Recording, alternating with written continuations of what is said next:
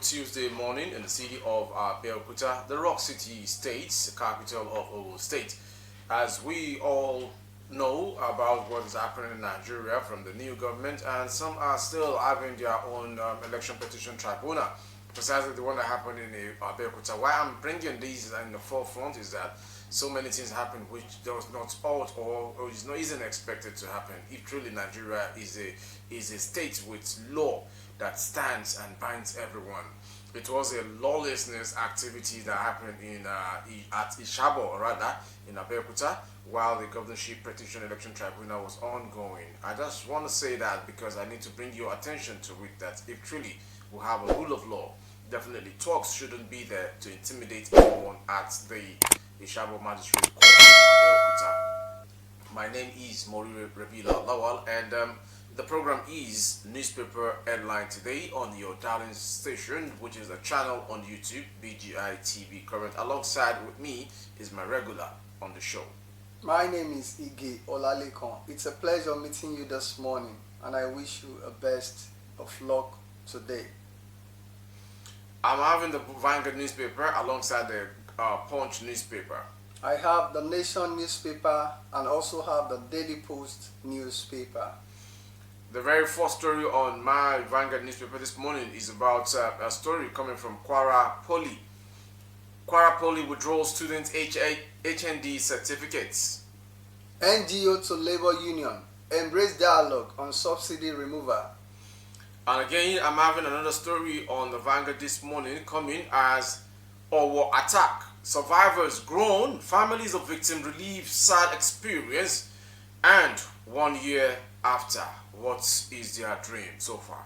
And from the Daily Post, anxiety in Oyo over delayed appointment of new Seun Alaafin saying others. TUC demands 200,000 naira minimum wage. You are incompetent. Your law degree is useless. Articles 8 mocked Keyamo. And going to the Punch newspaper from the Vanguard, NLC kicks as court stops strike. Police warn hoodlums. Jasu, Nasu, NEG, others mobilize members ahead NLC strike. More stories are on these newspapers we have mentioned, but all the same, we may not be able to talk about all of the riders we brought to you, but all the same, you can easily access them from your newspaper joint around your areas, probably using your Android phones and your other cell phones, which you can use to access it. Then the next story from my side here, Unilag undergraduate shot dead over stolen phone. And let's take the news in full. According to the Nation newspaper, NGO to Labor Union embrace dialogue on subsidy removal. The Coalition of Good Governance and Economic Justice in Africa has urged the Nigerian Labour Congress, NLC, and the Trade Union Congress, TUC, to abandon its plots to embark on a nationwide strike and focus on working out an acceptable compromise with the federal government over the termination of the fuel subsidy regime. The group's statement came in the wake of the ruling of the National Industrial Court in Abuja that restrained both unions from continuing the strike over concerns about its disrupt consequences, especially in the health and education sector. Students in Nigeria are presently sitting for WAEC, a continental-wide annual examination for final year secondary school students. The planned strike, if it's allowed to continue, would mean that the student will miss out on some key examinations, resulting in their inability to advance their educational pursuits for at least another year. From the writer once again, NGO to Labor Union embrace dialogue on subsidy removal. Still on the subsidy story from the Punch newspaper, NLC kicks as court stops strike, police warn hoodlums. The story is the Nigerian Labour Congress has kicked against a court order secured by the federal government restraining the union and the Trade Union Congress from embarking on a planned nationwide strike over the removal of fuel subsidy. The NLC President Joe Ajaero, in an interview with one of the correspondents on ground, said the strike will go on Wednesday as planned, noting that the Labour Center was not aware of the court order stopping the industrial action. The writer again, NLC kicks as court stops strike, police warn hoodlums. And from the Daily Post, anxiety in Oyo over delayed appointments of new Seun, Alaafin, Aseyin and others. Concerns mount in Oyo State over the delay in the appointment of new kings, according to daily reports that since the transition of 3 prominent monarchs in the state, the process of the appointment of new ones has not been concluded. The inability of the stakeholders involved in the selections of new kings to announce new monarchs after the transition of the last occupants of the stools has generated concerns among the residents of the affected communities. No fewer than 7 traditional rulers have joined their forefather in the state in the last 2 years. Prominent among the monarchs who died within the period under review are the Seun of Ogbomosho, Oba Jimoh Oladunni Oyewumi Ajagungbade Free, who joined his ancestor on Sunday 12th December 2021. Ogbomosho is the second largest town in Oyo State after Ibadan, the state's capital. The monarch ascended the throne of his forefather on October 24, 1973. And according to the Daily Post, anxiety in Oyo over delayed appointment of new Seun, Alaafin, Aseyin, others. Still on the Punch, an undergraduate of the University of Lagos, identified simply as Adekunle, was on Saturday shot dead by armed robbers at Abbey Road, Mall Road Junction in the Yaba area of the state. Information report that Adekunle and his schoolmates, identified simply as Okoyemi, boarded a shuttle bus from Yaba to Unilag, and while in the vehicle, a man who was hanging at the back of the bus dispossessed Okoyemi of an iPhone 7 Plus.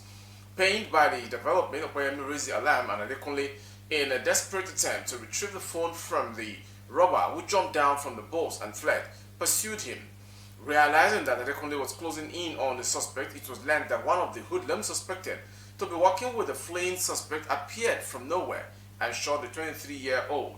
Speaking with correspondents on Monday, an eyewitness who does not want his name to be mentioned for security reasons said the robber's accomplice shot Adekunle in the head, adding that the undergraduate died on the spot. The rider is Unilag undergraduate students shot dead over stolen phone.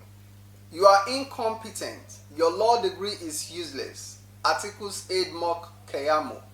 Frank Shuaib, the Special Assistant on Public Communication to the People's Democratic Party (PDP) presidential candidate Atiku Abubakar, has charged the immediate past Minister of State for Labour and Employment, Festus Keyamo, to throw his law certificate into the dustbin following the defeat he suffered at the Federal High Court, Abuja.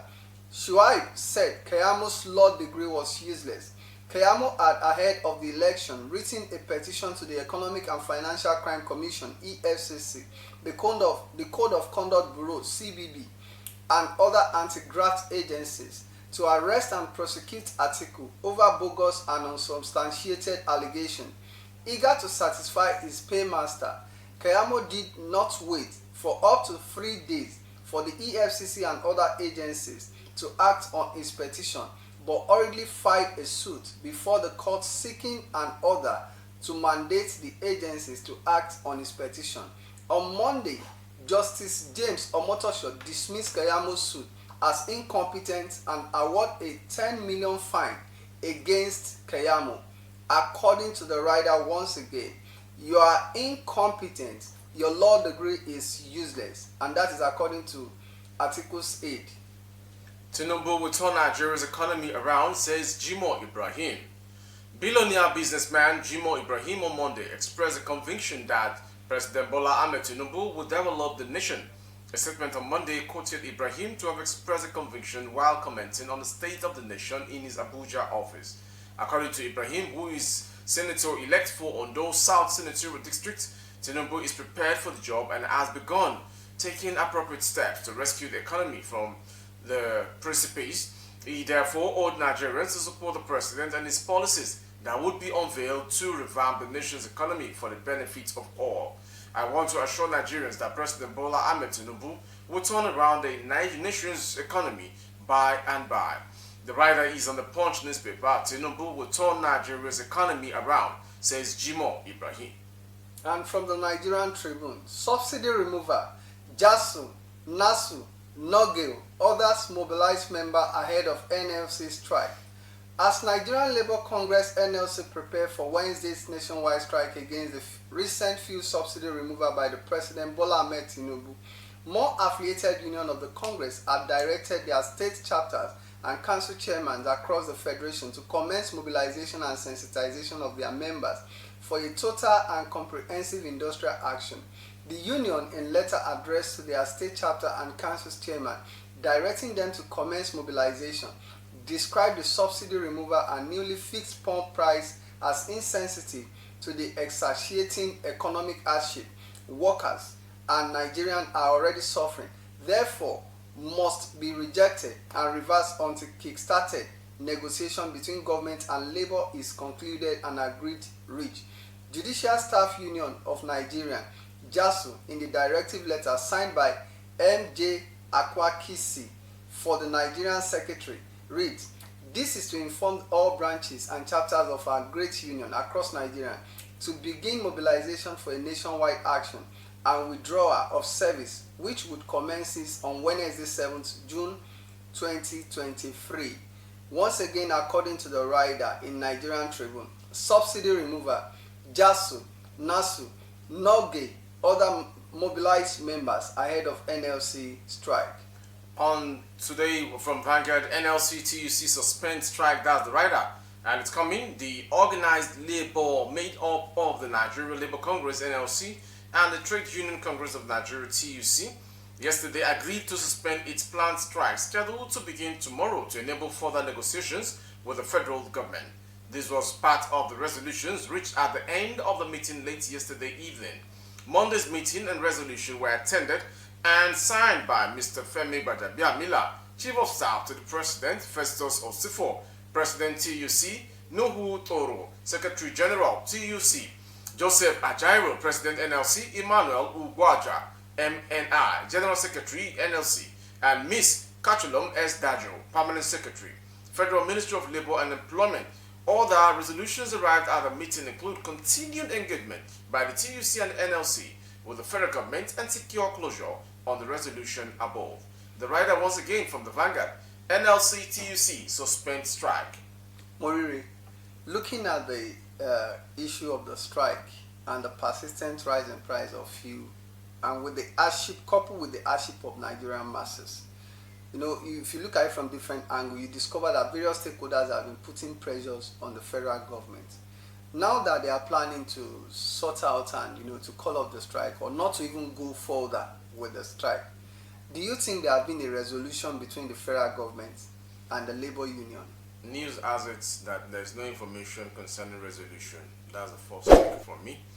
And secondly, if they are suspending the strike, definitely there was something discussed late evening as the information reads from the Vanguard newspaper.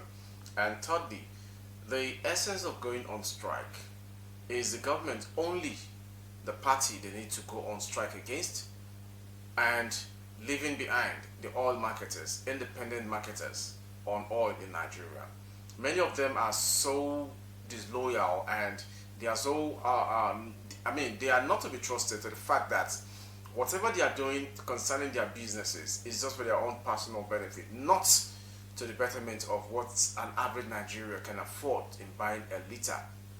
I was in the cab this morning coming from home and to the office, and I met a conversation in the cab that there has been a time we've ever bought fuel for 5 liter at 250 naira, and the person talking said he sometimes gets engine oil 15 naira to mix the oil, like 5 liter he has bought for 250 naira.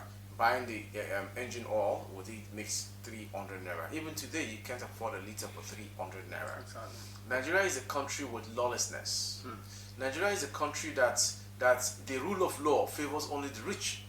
Nigeria is a country that the people at the ends of affairs feels the country is meant for them. Nigeria is a country that the law does not rule against the big boys, does not rule against the people in power. If you are condemning Tinumbu, my question to all people against this fuel subsidy removal and the increase in the pump price Is it Tinumbu that brought all of these things? That's a sincere question. He assumed office 72 hours later, you guys are bringing up something like, yes, you need to go on strike for him removing the fuel subsidy. My own failure from Tinumbu's pronouncement on his speech is that after the pronouncement of you removing fuel subsidy, there should be a need to order the NNPC to push out their personnel on monitoring units as regards all of these fuel filling stations. Whoever sells above what the government has laid down as a fixed price should be penalized. For example, if it was to be in the military era, will all of these things happen? There should be an order, go out from the monitoring unit to making sure that everyone sells at the fixed price, not AP selling at 300, NNPC selling at 500, and that situation is it is wrong. Well, we are not getting it straight in Nigeria. Daily, we talk and talk, like I said yesterday. We keep talking and reacting. No action.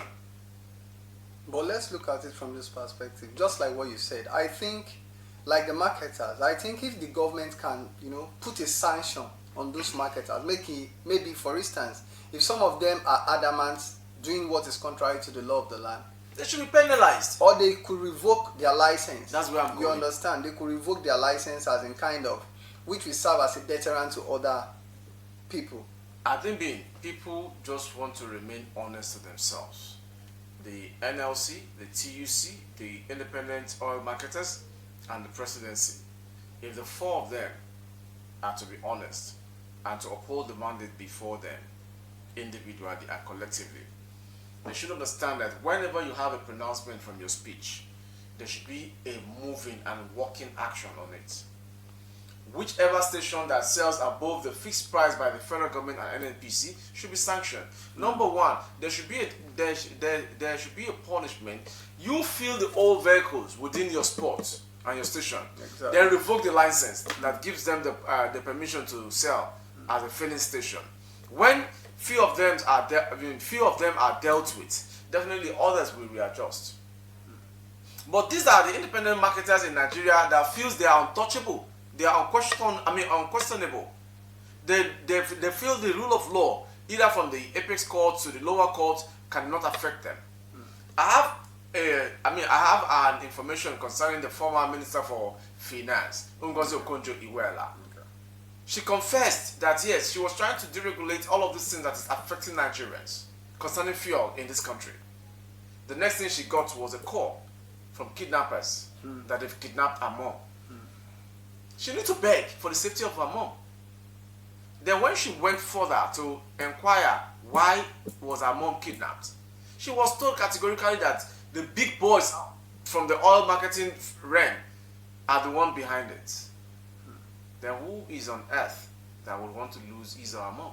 Then let's look at it from this angle. From all the issues that have been highlighted, don't you think the past government needs to be called to questions for all this mess that is on ground? Definitely they need to be questioned. Number one, the Attorney General of the Federation. Number two, the Finance Minister. Then number three, the Minister of State for Petroleum. Okay. Then number four, the President himself. He ruled for 8 good years. Exactly. All of the fuel subsidy money and allocations and budgetary, where is it? Who are the people involved that shared this money? Which accounts was this money paid into? What are the physical infrastructure or project the money was spent on? We have about 5 refineries in Nigeria, and for 8 good years that you've been in the house as a president, none of these budgets functioned to either bring back our refineries or to either make sure that all Nigerians, average Nigerians, access this fuel with convenience. These are questions we've been asking since decades without answers. But I just hope with your response that this calling of the strike that is about to kickstart will not be a short sleeve from the NLC. I just pray so, because if they say they are not going again we just pray that maybe it won't be after like a week or 2 months. They will now say, okay, they need to go or something like that. My question to the NLC president, Joe Ajaero, is he being honest about this planned strike? During the campaign, I watched it and I heard it. I listened to it and I'm convinced that I understood it. Peter Obi said if he eventually wins this presidential election, Exactly. he's going to remove the fuel subsidy. Subsidy. Why didn't they stop him from pronouncing such statements? Because he's from their party, and the executive from the Labour Party are in support of Peter Obi candidature. Exactly. So because their member or their own candidate is not the one at the end of affair as the Nigerian president now, so they thought of going on strike. These are open things that even the blind understands, even the deaf understand by science of language. Exactly. Who is deceiving who in this country? Did the president, Bola Ahmed Tinumbu, pronounce that they should be selling fuel at 500 naira per litre?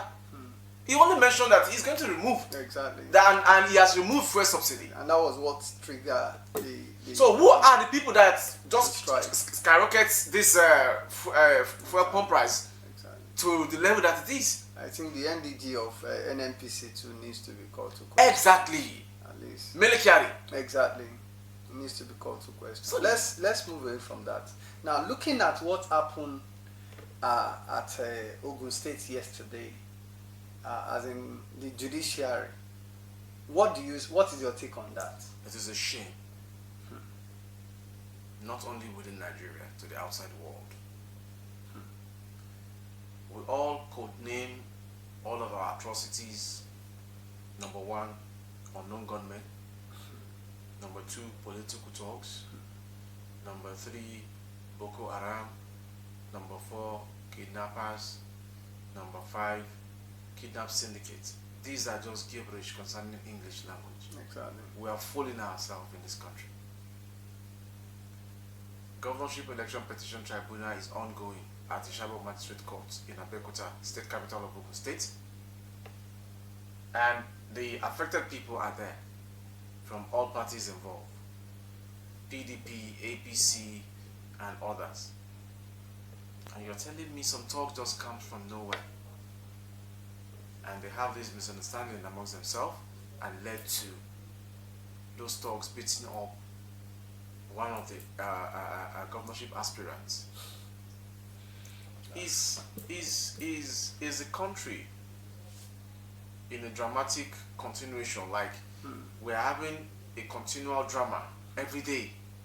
If it's not coming from the oil sector, it will come from the judiciary. If it's not coming from judiciary, it will come from the police. If it's not coming from the police, it will come from House of Assembly or National Assembly. Let's throw this jab to Nigerians so that they will leave their complaints and their pains from another one and start with another one. Exactly. Like a season movie. It is high time. If truly the security personnel were on ground blocking. But what do you think should have been the responsibility of the law enforcement agents at that spot? That scenario shouldn't have happened if truly they know their job. Then number two, whoever is involved in the drama should be arrested. And by this morning we should have heard about the prosecution. Exactly. Because if one is not caught as a deterrent to others, there will surely be a repetition.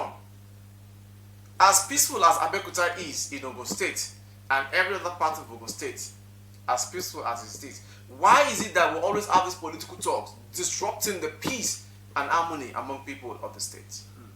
Then what are the job of the security personnel? Even the DSS were on ground, NSCDC were on ground, police were on ground, mobile police force were on ground. So what is their duty? Are they just there to just stand as spectators? It is unimaginably. I can't even imagine it. And that also shows the signs that truly, if they say the country is not safe, if this can happen even at the judiciary, the premises. Let me take you so to. What do we expect? Let me take you to Osun State's High Court, Room 1. When I was there for a job concerning Adedoyin's and Timothy Adegoke's case. people who claim to be family to Adedoyin to gain access into the courtroom are the same one acting as errand dogs that intimidates journalists. And having the effrontery to telling journalists that even the police cannot stop them from doing anything harmful to you. The security guards from the Nigeria Correctional Service, they are the ones that will lead in Adedoyin and others into the courtroom. Then Adedoyin will still have the confidence in bringing out pamphlets from his pockets and just display them to the floor. What if he has acid in his pockets? Exactly. What is this? That means Nigerian security needs to be for. We have no security architecture working. If truly it is working, how can you tell me number one citizen when it comes to the likes of Bolaige, late Bolaige, Attorney General, all of his security left their units to go and eat at the same time? There is something, and that thing is just personal interest. My own personal interest, if it's not favoring you, definitely you see me as an enemy. Exactly what is happening. It's just a shame to those that have been at the ends of affair. Even to the outgone president or President Muhammadu Buhari, is a disappointment to everyone. So we all pray that Bola Ahmed Tinumbu should please go ahead with his own policy and mandate to making sure Nigerians enjoy the dividends and the confidence reposing in him. And for all our viewers out there, if you are just joining us, this is BGI TV Current, and we are on the paper review for this morning. It's a pleasure, and at the same time, we want to enjoin you. If you have any question or your response, please, you can put it to the comment section of the channel. You are welcome. Now, let's look at this particular headline. Anxiety in Oyo over delayed appointments in the appointment of new Seun, Alaafin, Yaseyin and other kings. So, there have been a lot of, pressure on Governor Seyi Makinde, and the people of Oyo State are like, we can't wait anymore. We need a king. We need this and that and things like that. Now that, Bola Tinumbu has just assumed office, don't you think that it is high time for federal government to make sure that they delegate some set of power to the traditional rulers, to be able to, guide and to also make law within their various communities, since the federal government will not be able to see all through what is going on within the federation? Such cannot happen because the federal government are not in position to choose the Oba. Then number two, the Oyomisi are in charge in making a chosen Oba ascend to the throne. Then number three, if people of Oyo are crying for an Oba, they should understand that there are proceedings and there are rights need to be done, and there are consultations, because it is a traditional stool, not just a voting stool where you just request people's votes to vote for you and without having any questions to be answered. And for me, the Oyomisi need to work, and when they work, they should go back to their ancestral kings that have come and gone, and they should consult the oracle as it's been done. We are Africans. No disguise about that, and no disguise against that. No one chooses Obas, but the Alales does by consultation by an Ifa priest. So whatever the Ifa priest comes out to pronounce as a final judgment or statement, definitely. We don't expect to have just a family to believe that they are the one next for the throne without having competition. And when this competition comes, we all need to deal with care and understanding and respect to what is happening in Oyomisi. The Oyomisi are in charge of choosing Obas, Lati Ayibayi, till death.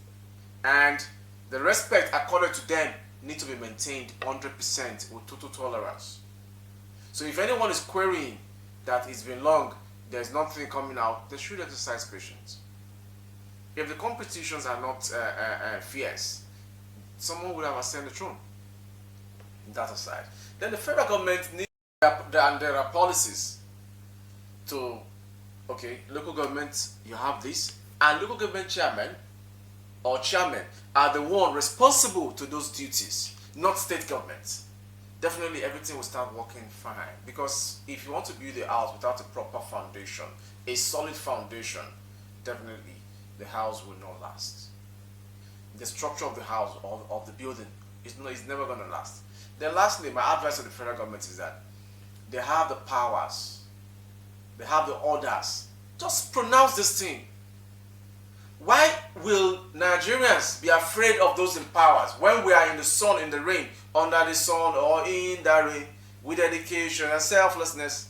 Nigeria does this at NYC. Why will Nigerians, or why would Nigerians be afraid of those in powers? We are the ones that voted you in, and if you are doing what we don't like, we can chase you out of it with peaceful protest. Not that we showing what we don't like, and they are there bringing police to intimidate us and harass us.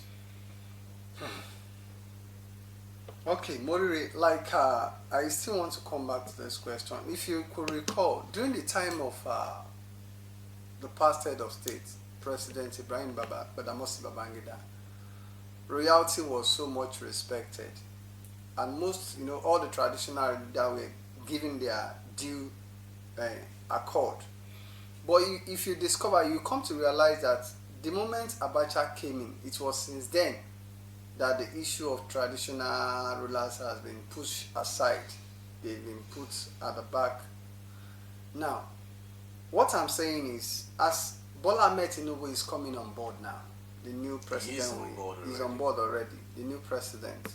What I'm saying is, although in various states we have the Commissioner for Chieftaincies Affairs and things like that, if you look at this past 8 years, even when the issue of elders and farmers are coming up, and we discover that most of the time, even the traditional ruler does not even have the power to intervene in some things that happens between the elders and the farmers. But right now, what I'm saying is, do you think this new government that is in power should accord some power to the traditional rulers in order for them to be able to manage the affairs of their various community? My take is, the kings need to stop eating from where they should desist from. Okay. They should stop eating without regard and honors. They are the fathers of governors and presidents. So far the president is paying you, does not mean you should sell off your rights as a traditional father, as a custodian. When all of this nonsense gets stopped, we have respect back, because Tinumbu is a Yoruba man. He understands the tradition and culture. Exactly. Then if it was buried and killed during Sani Abacha, and Babangida appraised them, and there were accolades and stuff, whoever is in charge as the president should remember these are the fathers, these are the custodians of culture and tradition. When these respects are put in place, then the obas, the kings, whichever state that you belong to or you are from, you shouldn't turn yourself to someone that eats and forgets the duties. Someone that gets paid and forgetting the traditions and culture. Wọ́n ti jẹ́ dodo wọn lè sọ dodo mọ́. Wọ́n ti rántí ìpìlẹ̀. Wọ́n rántí nǹkan tó gbé dání. It means these things should not continue. Exactly. When an Oba respects his if any Oba respects himself according to his statutory role as a father of all, look at what is happening at Benin Kingdom. People who want to see him come to the palace. He doesn't go out. He doesn't leave the palace. So what stopped the Yorubas that claim that yes, they are the forefront runners on the race and the best race ever? My take is, let the Oba stop eating from where they cannot even speak about. Then respect will come back to them. Then recognition will come back to them. Then everything from our grassroots will begin to be an attraction to others. I hope it has been a lovely time spending your time listening and going along with us on the paper review for this morning. If you enjoyed this paper review for today, please, I will enjoy you to join us tomorrow. My name remains Ige Olalekan, and it's a pleasure. It will not be a sweet thing for me not to mention the Owo attack. The survivors are still groaning. Families of victims relive and sad experiences 1 year after. I was there to cover the event again. Yeah, and it's so disheartening that security of life and property is nothing to write home about, and the government are not doing the needful. Though the Ondo State government, they are doing their best. Families of victims more than a year ago by terrorists at the St. Francis Catholic Church in Owo, Ondo State, have continued to recount their sad ordeals and experiences. My final take on this is that it is a year already. All of the promises, all of the things promised by these families, it is not 100%. And that's why they're still recalling. There is nobody that lost any of the family members at this very, very disheartening occurrence a year ago. That will still need to even smile or be happy about it. There's no amount of money that's given to them that can ever bring back their lost ones. Exactly. So I urge Nigeria, I pray to God to bless Nigeria and bring back Nigeria to be a good state as it used to be. Because if every of our resources and the country is managed well, Nigeria should be an envy to every other country. Exactly. My name remains Mori Rabila Lawa. Let's meet again tomorrow. Have a wonderful time.